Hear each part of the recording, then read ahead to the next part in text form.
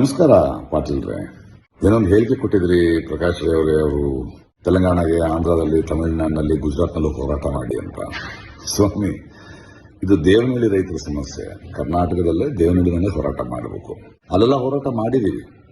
ತಮಿಳುನಾಡಿನಲ್ಲಿ 100 ದಿನ ರೈತರು ಮಹಾಪ್ರಭು ಮುಂದೆ ಡೆಲ್ಲಿಲಿ ಕೂತಾಗ ಹೋಗಿ ಕೂತವನು ನಾನೇ. ಪಂಜಾಬ್, ಹರಿಯಾಣದ ರೈತರು ಹೋರಾಟ ಮಾಡೋದಾಗಿದ್ದವನು ನಾನೇ.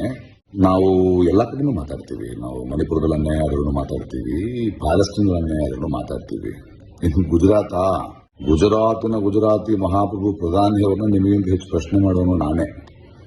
ಆಯಾ ಹೋರಾಟಗಳಲ್ಲಿ ಮಾಡ್ತಾ ಇರ್ತೀವಿ. ಯಾಕಂದ್ರೆ ನಾವು ಯಾವ ಪಕ್ಷದವರು ಅಲ್ಲ, ಜನರ ಪಕ್ಷದವರು. ನೀವು ಒಂದು ಪಕ್ಷದವರು.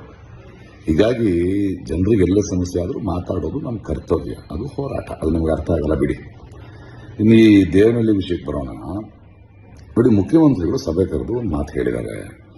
ನಾವು ಜನಪರವಾದ ನಿರ್ಧಾರ ತಗೋಬೇಕು ಅಂತಿದ್ದೀವಿ, ಆದರೆ ಅದರಲ್ಲಿ ಒಂದು ಕಾನೂನಿನ ಒಂದಷ್ಟು ಕಷ್ಟಗಳಿವೆ, ಅದನ್ನು ನಾನು 15ನೇ ತಾರೀಕು ಹೇಳ್ತೀನಿ ಅಂತ ಹೇಳಿದ್ದಾರೆ. ಅದರ ಬಗ್ಗೆ ಯೋಚನೆ ಮಾಡಿ ಹೇಗೆ ಅದರ ಕಾನೂನಿನ ಕಷ್ಟಗಳನ್ನು ತೀರಿಸಬಹುದು, ಜನಪರವಾಗಿ ಒಂದು ನಿಲುವು ಹೇಗೆ ತಗೋಬಹುದು ಅಂತ. ಈ ಮಧ್ಯೆ ದೇವನಹಳ್ಳಿಯಲ್ಲಿ ಯಾರೋ ಒಂದಷ್ಟು ಕಿಡಿಗೇಡಿಗಳು, ಪುಡಾರಿಗಳು ಹೋಗ್ಬಿಟ್ಟು ನಿಮಗೆ 3 ಕೋಟಿ ಕೊಡ್ತೀವಿ, ಸರ್ಕಾರದಿಂದ ಕಾನೂನು ಪ್ರಕಾರ ಕೊಡೋದು ತುಂಬ ಲೇಟ್ ಆಗುತ್ತೆ ಅಂತೇನೋ ಹೊಡೆಯೋ ಪ್ರಯತ್ನ ಮಾಡ್ತಾ ಇದ್ದಾರೆ. ಆಮೇಲೆ ಇಡೀ ಏರಿಯಾನ ಗ್ರೀನ್ ಬೆಲ್ಟ್ ಮಾಡ್ತೀವಿ, ಇನ್ನೊಂದು 25 ವರ್ಷ ನೀವು ಮಾಡೋಕ್ಕಾಗಲ್ಲ ಅಂತ ಯಾರೋ ಮಾಡ್ತಿದಾರಂತೆ. ಅದೇನು ನಿಮಗೆ ಪರಿಚಯ ಇದ್ದರೆ ಈ ಥರ ತಪ್ಪೆಲ್ಲ ಮಾಡಬೇಡ ಅಂತ ಹೇಳಿ.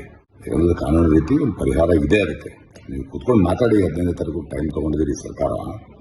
ನಿಮಗೇನಾದರೂ ಅದರಲ್ಲಿ ಬಗೆಹರಿದಿದ್ರೆ ನಮ್ಮ ಹತ್ರ ಬನ್ನಿ. ನಮ್ಮಲ್ಲೂ ತಜ್ಞರು, ನ್ಯಾಯ ತಜ್ಞರು ಇದ್ದಾರೆ. ನಿವೃತ್ತ ನ್ಯಾಯಾಧೀಶರಿದ್ದಾರೆ, ಗೋಪಾಲ್ ಗೌಡ್ರು. ಅದು ಯಾರು ಗೊತ್ತಾ, ಬೆಂಗಾಲ್ನಲ್ಲಿ 1,000 ಎಕರೆಗೂ ಮೇಲಿರೋ ಭೂಮಿ ರೈತರಿಗೆ ಕೊಡಬೇಕು ಅಂತ ಐತಿಹಾಸಿಕ ತೀರ್ಪು ಕೊಟ್ಟವರು, ಸಂವಿಧಾನ ಗೊತ್ತಿರೋರು. ನಿಮ್ಗೆ ಏನಾದ್ರು 15ನೇ ತಾರೀಕು ಇತ್ಯರ್ಥಿಗಳು ಆಗದಿದ್ರೆ ಬಂದು ಅದನ್ನು ಹೇಳ್ತೀವಿ. ನೋಡಿ, ಜನರಿಂದ ಆಯ್ದ ಪ್ರತಿನಿಧಿ ನೀವು, ಜನಪರವಾಗಿರಬೇಕು. ಒಂದು ಸ್ವಲ್ಪ ಜವಾಬ್ದಾರಿಯಿಂದ ಇರಿ. ಸಿಗೋಣ 15ನೇ ತಾರೀಕು, ಮಾತಾಡೋಣ. ಮುಂಚಿನ ಕೃಷ್ಣ ಏನಿದೆ ಅದನ್ನು ನೋಡೋದ್ರ ಬಗ್ಗೆ ಯೋಚನೆ ಮಾಡಿ, ಅದನ್ನು ಸಾಲ್ವ್ ಮಾಡೋದ್ರ ಬಗ್ಗೆ ಯೋಚನೆ ಮಾಡಿ. ಓಕೆ ಪಾಟೀಲ್ರೆ, ಸಿಗ್ತೀನಿ 15ನೇ ತಾರೀಕು.